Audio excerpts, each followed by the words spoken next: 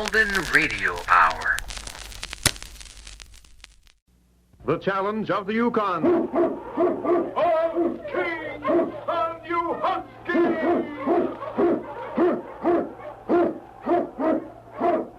King, the swiftest, strongest of Eskimo lead dogs, blazes the trail through storm and snow for Sergeant Preston as he meets the challenge of the Yukon.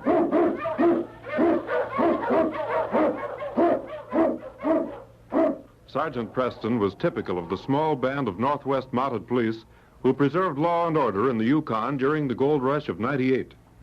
That was the year that brought over 50,000 men swarming into the Klondike region, and the greed for gold led to frequent violence and bloodshed. But in spite of the odds against them, the force preserved a splendid record in maintaining the right. The challenge of the North was answered, and justice ruled triumphant.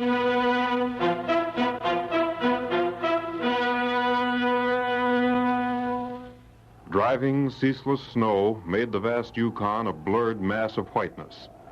But even the fury of the storm could not obscure the natural protection of a group of huge rocks that shut out the merciless winds. It was there that two men crouched, guns within easy reach, while they rubbed their hands together for warmth. You picked a fine day to do this job, Manny. I ain't seen weather like this since I come to the Yukon. Listen, Tom, you know the reason we're here. I can't help it if Jim Glynn always drives into Melville City on Wednesdays, can I? Rain, snow, or shine don't make no difference to him. It'll have to be a plenty rich haul to be worth freezing to death. Glynn's carrying the finest lot of furs this side of the Great Divide. I know that for a fact. Well, he's done his last bit of trapping. You see him coming yet, Manny? I can't see far beyond these rocks. You ought to be along. You know, Tom, I don't like the idea of doing away with Glynn. Ain't no other way to get our hands on them furs, is there? No. Well, then. Murder's the one thing we ain't done, Tom. Only because we could get what we wanted without it. The other robberies were easy. Yeah. Ain't he coming yet? Yeah. I think that's a sled along there, but it's too far away to be sure. Yeah, wait a minute. Let me see. Ever since you had that touch of snow blindness, you can't tell a man from a grizzly at 30 feet. I think he's coming, Manny. Yeah. We'll wait till he's alongside of these rocks, then... And we'll open up on him, huh? That's the idea. Got your gun ready? Yeah. Well, we just wait now and surprise Mr. Glynn. He's making right good time. Yeah. He's got a good set of dogs. What are you grinning at? Jim Glynn racing like that to the bullet... This ain't no time for jokes, Tom. Sometimes Take it easy, kid. Here he comes now. Get ready. Mush, you hullabaloo! Mush! That did it. Come on, Tom. Let's get those furs and get out of here. Watch out for that lead dog there, Manny. He's loose. All right. But I want to get these furs onto our sled. Look out, Manny. He's going to jump. Oh! Get down, you mutt! Oh, let go of my hand! Oh! Nice shot, Manny. Nice shot. That mutt tore my hand. Say, he sure got you. Here, let me help you. I'll have to put a bandage of some kind on till we get to town. It'll be a while before you'll be able to do much with this hand, Manny. I'll take care of it when we get back to town. Come on, Tom.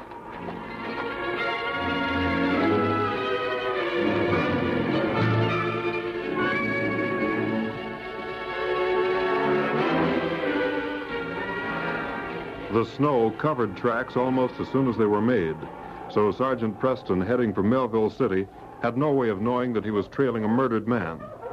But as they neared the rocks, the great dog King sensed death in the air. What is it, King, huh?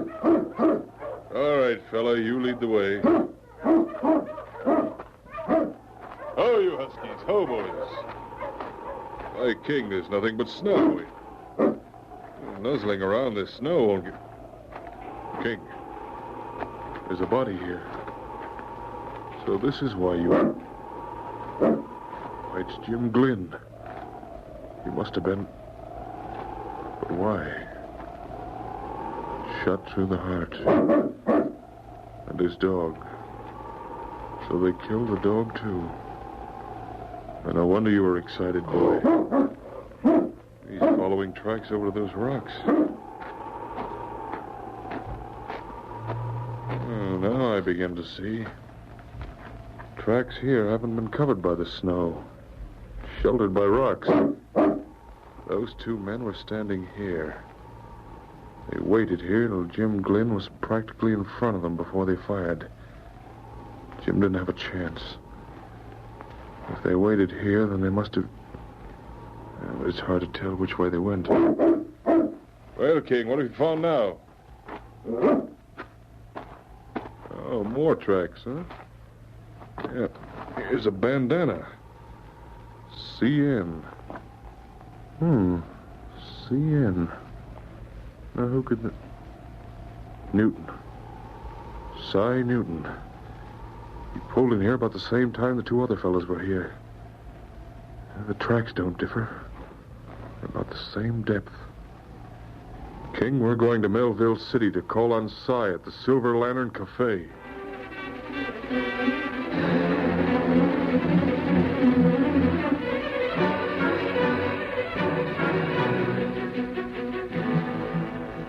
Cy Newton sat at the table in a back room of the Silver Lantern Cafe, resting his head on his hands.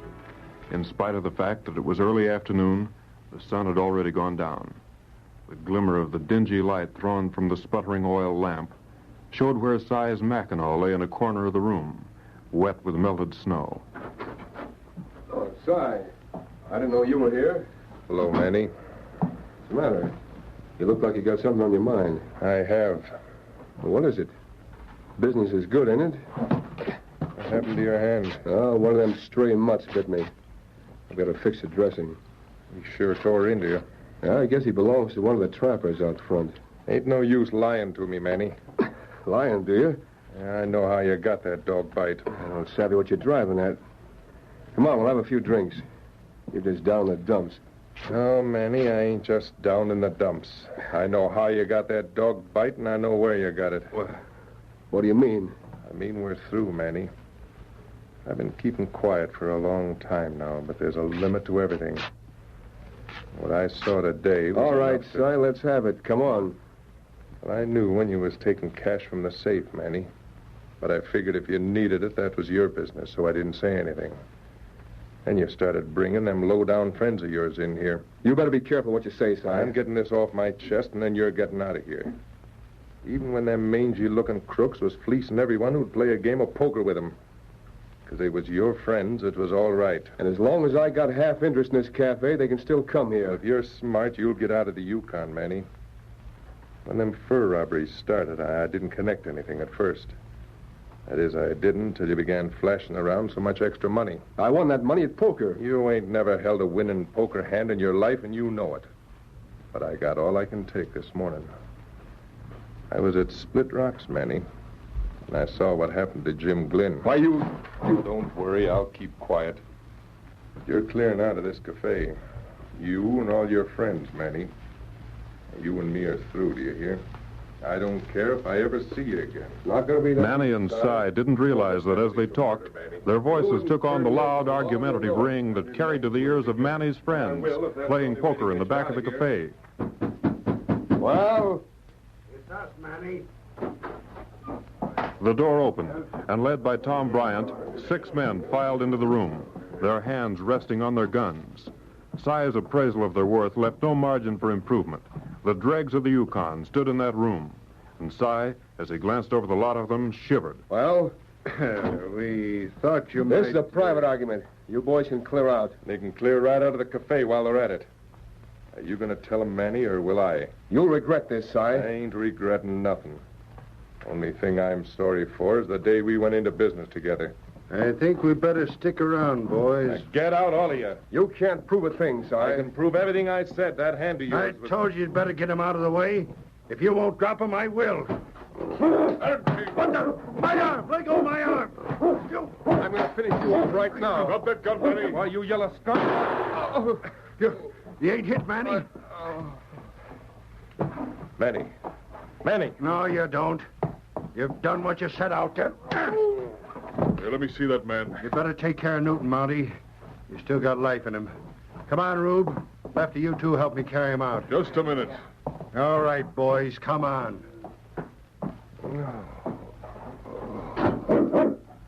Yes, King, I know. We shouldn't have let them get away.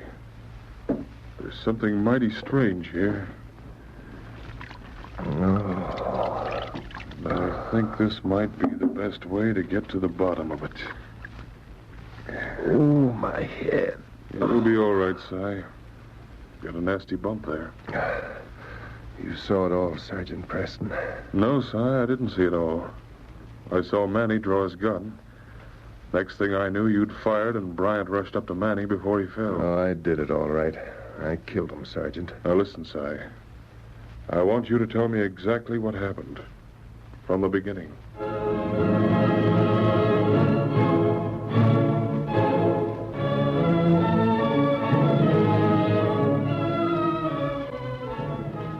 Then when I tried to go up to him, Bryant... Yes, I know.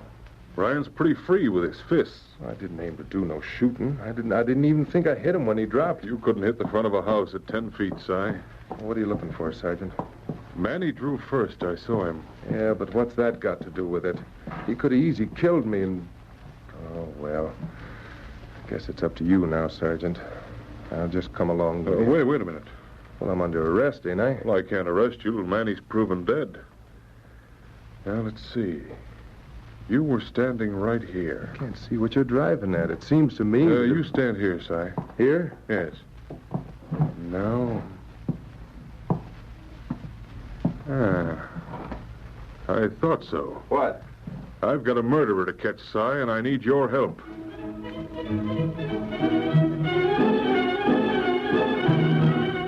A rumor spread through Melville City like wildfire. As one man told another, the story gained importance. Soon, even the most incredulous of the miners were repeating the news. Sergeant Preston brought Jim Glynn into Melville City on his sled. Jim, badly wounded, was being cared for in a room at the Silver Lantern, and Si was held in jail. Will he be able to name the men who robbed him, Sergeant? If Jim Glynn is able to speak, he'll undoubtedly name the men who tried to murder him.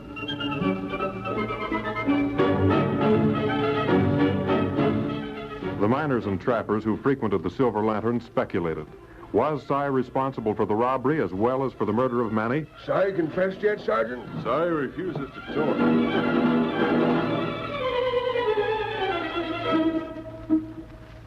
Did you hear the news, Manny? Yeah. Preston's waiting for Jim Glynn to talk. Wonder if Glynn saw us. We can't take no chances. He might have had a good long look at us while we was low in our sled. What do you aim to do? We'll make sure he don't talk.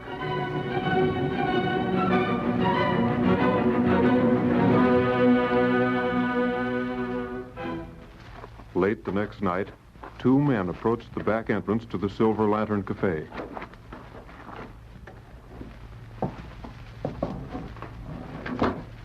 Lucky you had that key, Manny. Yeah. Si ain't been around to change a lock. You can't change much when you're in jail. Come on, let's get this over with. I don't know why you're so dead set in making sure you get him this time. You ain't got a thing to worry about. As far as everybody knows, you're dead. But if Glynn talks, I'll be the one to be jailed for that shooting. That Mountie hadn't picked him up. Come on. He ought to be in this room. He's sleeping. He'll never know what hit him. Go on. Let him have it before he wakes up. You're covered. Drop that gun, Bryant. Preston! Reckon I can get up now, eh, Sergeant? Yes, Si. You can help tie your ghost friend here. So you're very much alive, Manny. I thought... You believed that story about Jim Glynn being still alive, didn't you? You brought him in on your sled. We brought Jim's body to Melville City. Then Si told the barkeep to use the back room here for Jim till he recovered. We've been tricked. You ain't been tricked any worse than you tried to trick me, you low-down skunks. I'd have hung for killing you, Manny. You're under arrest, both of you. You'll have to get me first, Mountie. I'll shoot, Manny. Let go! All right, now shoot, Mountie. If you do, you'll hit Si. Go on, Sergeant. Shoot! Yeah, shoot. I'm getting out of here, see? I'm using Si for a shield. At him, King. Get him, boy. Oh, my hand! Let go of my hand! Here, Si, you keep this gun on Bryant. All right, King. Oh. That's the second dog to catch your left hand, isn't it, Manny? You're under arrest. Yes, King, the case is closed.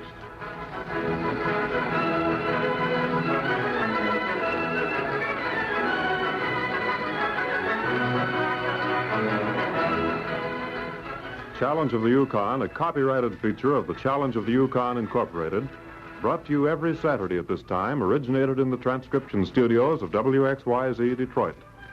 The characters and events in tonight's drama were fictitious. Bill Morgan speaking. This is the Michigan Radio Network. The challenge of the Yukon.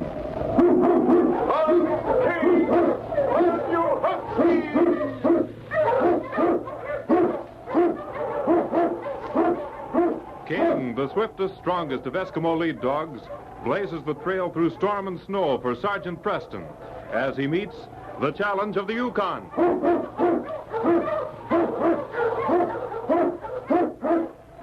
Sergeant Preston was typical of the small band of Northwest Mounted Police who preserved law and order in the Yukon during the gold rush of '98. That was the year that brought over 50,000 men swarming into the Klondike region, and the greed for gold led to frequent violence and bloodshed. But in spite of the odds against them, the force preserved a splendid record in maintaining the right. The challenge of the North was answered, and justice ruled triumphant.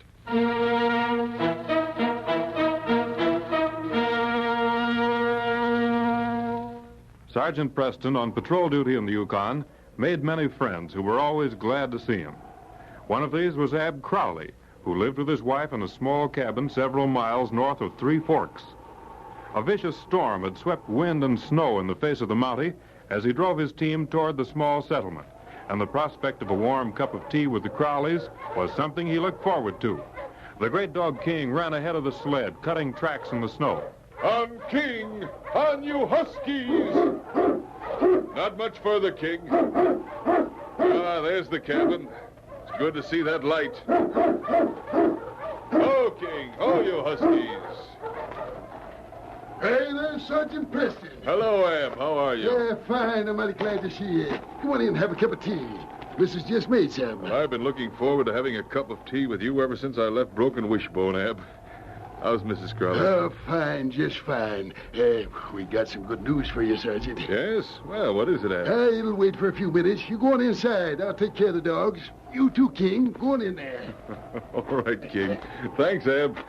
Land's sake, Sergeant Preston, sure is good to see you. Come on in here and close that door. Well, how are you, Mrs. Crowley? Never been better in my life, Sergeant. Dab tell you the news? Oh, no, he didn't. He said it could wait till he got inside. Say, what's this all about? Well, I expect I better let Ab tell you. He's been hankering to tell you ever since we... There, I almost told you myself. Well, I'm certainly curious. Tell me this much. You both look so pleased. It must be something awfully good, huh? It is, Sergeant. It's the best thing that's happened to us ever since we came to this snowbound place. There you are. Oh, thank you. This tea certainly tastes good. Warms you up after all that cold. I guess Ab will be wanting a cup, too, when he comes in. Did you tell the sergeant yet, Ada? Oh, no, she hasn't told me yet, Ab. Well, I reckon I'll tell you myself, then. As if you didn't want the pleasure of telling him yourself all along. Me and Ada just bought the last chance claim.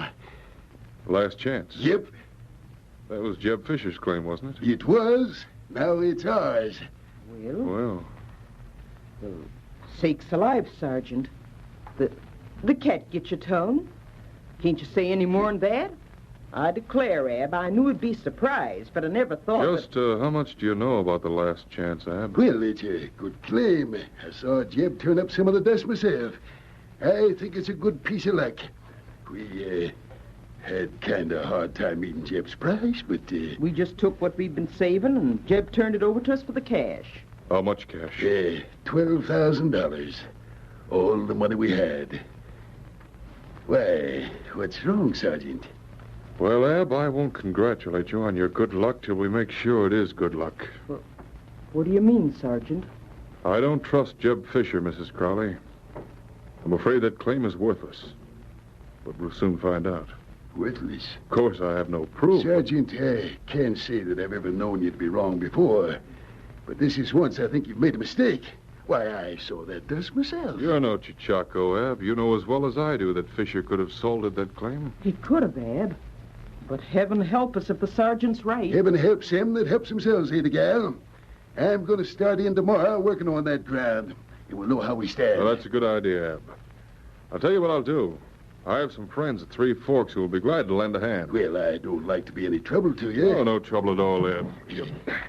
I was headed for Three Forks anyway, so I'll stop to see them. Well, we'll be looking for you, Sergeant. Goodbye, Sergeant. Goodbye. All right, King. Get the dogs up. On King! On you Huskies!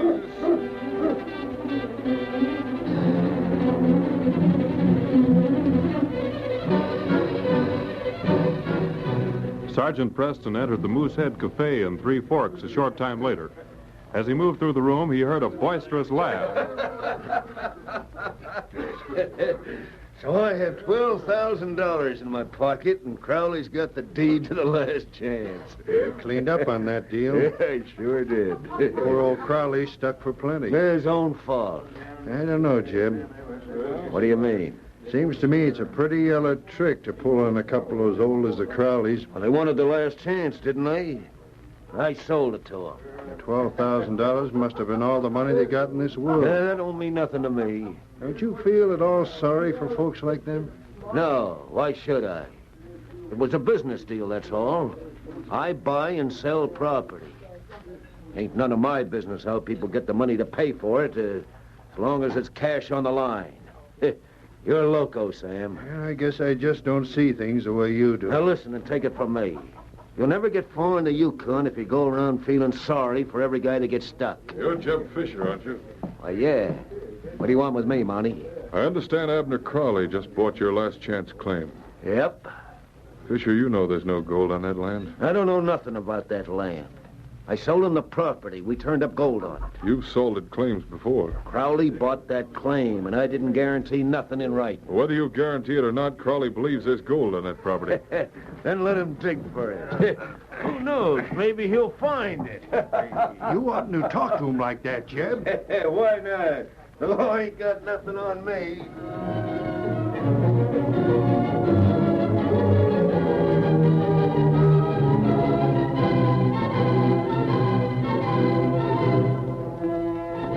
The next day, at the last chance claim, not far from Abner Crowley's cabin, 6 men helped the old miner work his newly acquired land. Yeah. What's the matter, Ab? Ain't getting tired, are you? Me? No. Well, what's wrong? You know, Rob, Sergeant Preston told me this land was probably worthless. I'm afraid he's right. Oh, well, now, Ab, I wouldn't be too ready to give up. Me and the boys will stay around as long as you need us. Well, I don't like Now, to... don't you worry, Ab. Mrs. Crowley fixes better chow we've had in a year Sundays at Three Forks. Well, I believe that's a sergeant coming now. Looks like it is. Hey there, Sergeant. Ho, King. Ho, you Huskies. Well, Rob, see you kept your word. Yep, we've been pretty busy, all right. How's it going, Ab? Well, Sergeant, I think maybe you was right. Why, Ab? Poor Ada. I'll have to tell her we paid our $12,000 for a worthless piece of earth. All right. I told him, Sergeant, not to be so willing to give up. I'm not surprised, Ab. No, you told me, but I wouldn't believe you. Well, there's nothing for us to do now. I'm not so sure about that. Rob and I talked it over yesterday. And here's our plan.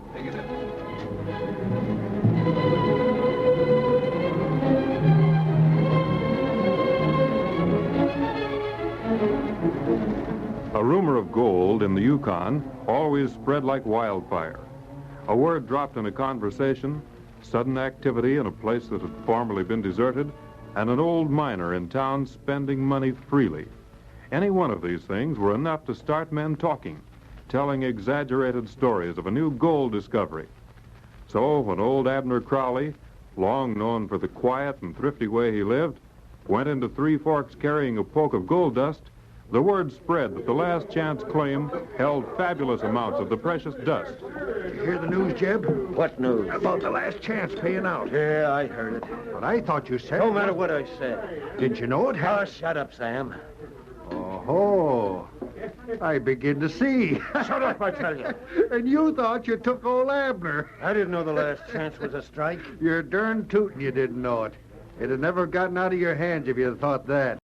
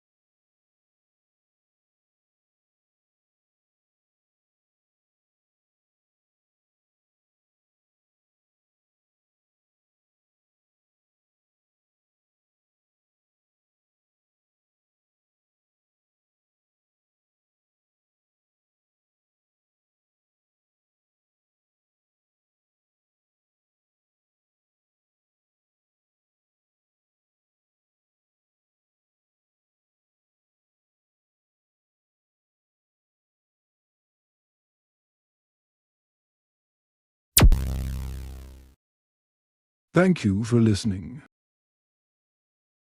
Please like and subscribe.